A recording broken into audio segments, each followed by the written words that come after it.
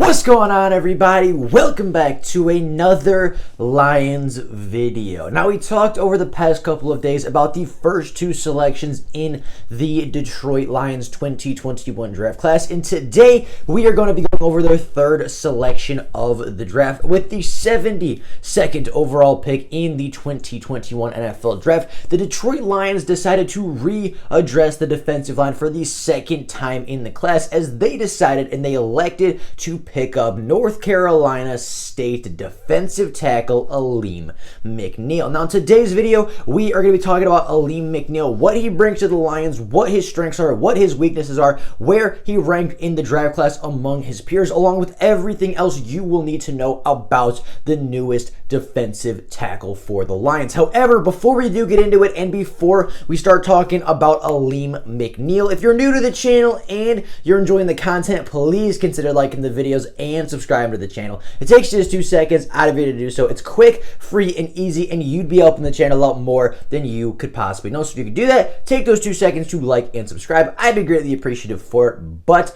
with all that being said, without any further ado, let's get into a prospect breakdown and learning everything you need to know about Alim McNeill.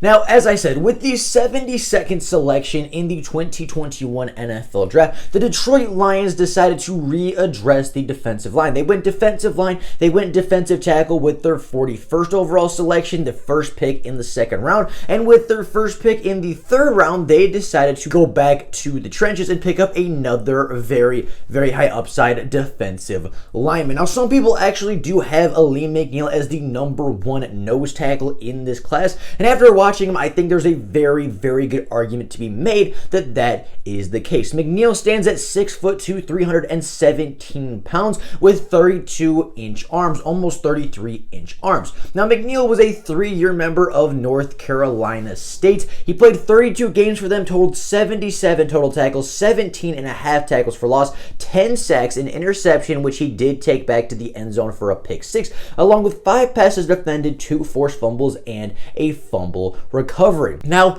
when Alim was picked, it was a guy that everybody seemed to be incredibly high on, and personally, I wasn't very familiar with McNeill. I wasn't somebody that, had watched a lot of his tape. I didn't watch a lot of his games, and I wasn't very familiar with the product out of NC State. However, after watching him a little bit, after watching some more games, after going back and watching some more tape, I do really like this selection for the Detroit Lions. Now, there's a couple things that definitely stand out when you look at McNeill's tape. The first of which is that he's definitely more of a run stopper than he is a pass rusher. As I said, some people do have him and some people do consider him as the #1 nose tackle in this entire class. Now, the Lions have struggled to stop the run for a long time. Really, since Ndamukong Suh left, the Lions have had struggles stopping the run consistently. There was a couple of games here and there, like when Snacks first got here, that they were a little bit better at it. There were a couple of games last year where they did stop the run relatively well, but overall, throughout the past, I'd say 5 to 6 years, they have not consistently been able to shut down the opponent's run game,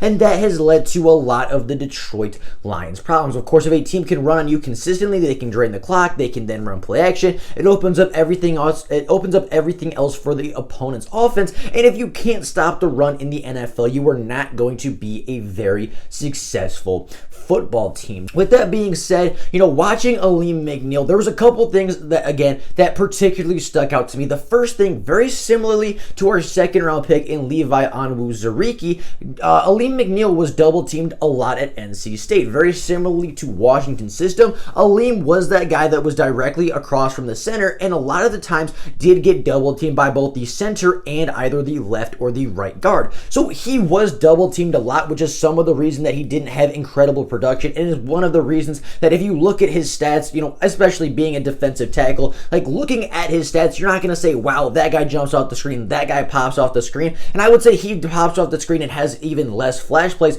than a guy in Levi Onwuzurike. However, there are a couple reasons to that, one of which was that he was double teamed a lot. Of course, when you're being double teamed on a front that only rushes 3 to sometimes 4 pass rushers at a given play, you're not going to get a lot of production as a football team. We saw that a lot with Matt Patricia's system, where he did only rush 3 guys a lot. He would only rush like Trey Flowers, Romeo Okwara, and our defensive tackle at one time, and they would not have any success. They would not get any pressure, and they wouldn't get any sacks. They wouldn't force any turnovers. They wouldn't force any mistakes, and the Lions defense got picked apart over and over and over again. Alim McNeill was in a very similar system where NC State did not rush a lot of people, so he was double teamed a lot. However, when he was being double teamed, he showed absolutely phenomenal strength for a guy at the defensive tackle position. One of the things that stuck out to me early was just his raw strength and his raw athleticism. He is a really, really good athlete, and I think he is one of the stronger defensive tackles in this entire class, which again is one of the reasons that many have him as nose tackle number 1.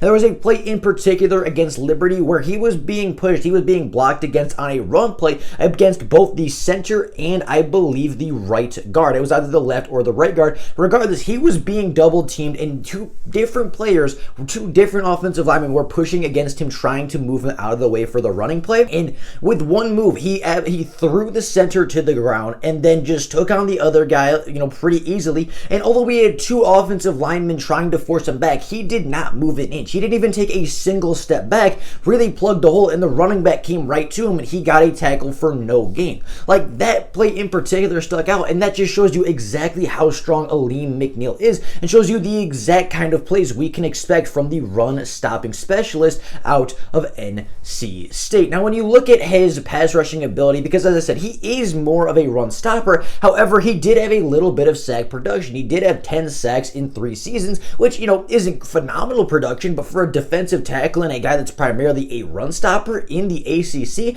10 sacks in 3 seasons is not a horrible metric. It's not a horrible stat sheet. Now, when looking at his pass rushing ability, when watching Alim McNeill try to get after the quarterback, it's very clear that he is not a very technically refined player. It's very clear that more times than not, he's just stronger than the guy in front of him. It's very evident that more times than not, he can just push the guy into the backfield and create a lot of pressure, although he's not going to necessarily be the guy to finish off the sacks, which, again, very similarly to Levi, does have its value in the NFL. Alim, very similarly to our 2nd round pick, is a guy that is not going to get you double-digit sacks. He's not going to be a guy that's going to be looked at as a top 10 defensive tackle or top 10 nose tackle in the NFL, most likely. However, he's going to be a guy that just gets a lot of pressure, that pushes the guard, that pushes the center into the quarterback's face, forces the quarterback to back up a little bit farther, makes our edge rushers easier. It gives Romeo Okwara, it gives Trey Flowers a much easier job around the edge, and it's going to make everybody's job easier, and it's going to make everybody's life easier on the football field.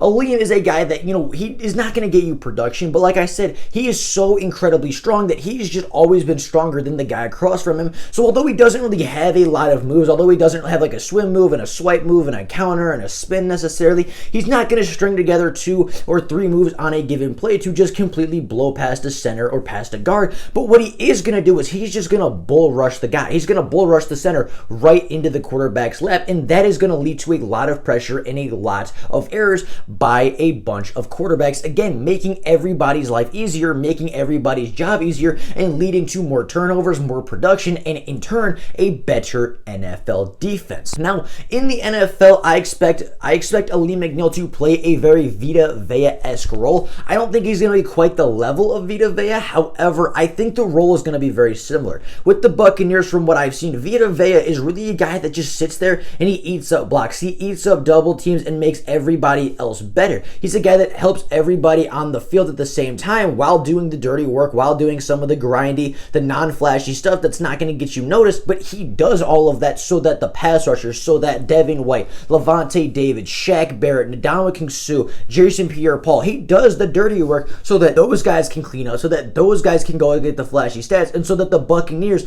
can go out and win a Super Bowl. That is the kind of role I see in the future for Alim McNeill. A guy that just eats up double teams, a guy that just eats up blockers, and a guy that's, at the end of the day, the opposite of a flashy player, but at the end of the day, still a guy that is arguably the most important important player on the field. And in the third round, with the 72nd overall pick, if you're selecting a player that is going to just have that kind of impact, if you're drafting a player that is not only going to upgrade your defensive line now, but is also going to make everybody on your team better and make everybody on your team look like a better football player, you can't ask for much more out of a certain player or out of a pick than that. So with that being said, I do have this pick graded at a B+.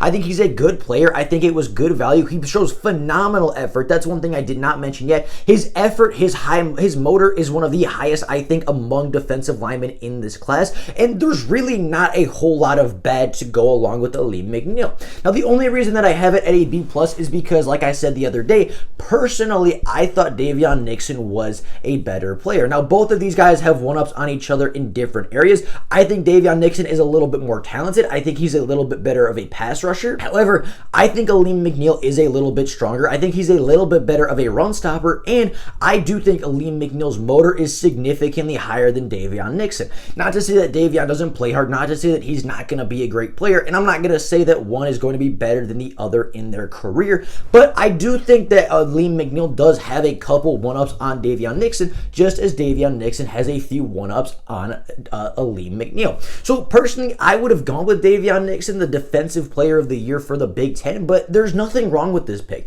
That does not mean I dislike Alim McNeill, and in fact, I thought this was a very, very solid pick for the Detroit Lions. Overall, very good pick, very good way to start the third round, very, very good player of great value, tremendous effort player, a guy that's going to just solidify your run defense on day one. And although he might not be a full-time starter with Michael Brockers and Levi in front of him, and John Pennicini has to get in that mix as well, and likely Deshaun Hand after that, there's going to be a lot of competition and likely a lot of rotation. However, and although he's not going to be a starter, I do think Alim is going to have a role day one, and I think it's going to be very, very impactful for the Detroit Lions' success in the 2021 season. With all that being said, that is all I have for you guys today. That is our breakdown of Alim McNeill. As I said, some people have him as the _1 nose tackle in this class, and if you're the Detroit Lions, what else could you really ask for? You start your draft with the #1 offensive tackle, arguably the #1 defensive tackle in the entire class, and then you follow that up with the #1 nose tackle and arguably the #1 run stuffer in the entire class. The Lions smashed this out of the park. The Lions had a phenomenal pick at 72, and with that being said, you can't ask for very much more. But with all that being said, that is all I have for you guys today. Let me know what you guys think down in the comments below about the McNeill pick. Did you like the pick? Did you want them to go somewhere else? Do you like the fact that they addressed the trenches this year? And like as I said, would you have taken Alim McNeill at 72, or would you have looked to take someone else? Let me know in the comments down below what you guys think about the pick. But with all that being said, that is all I have for you guys today. Thank you all so very much for watching the video, and until next time, and as always, go Lions!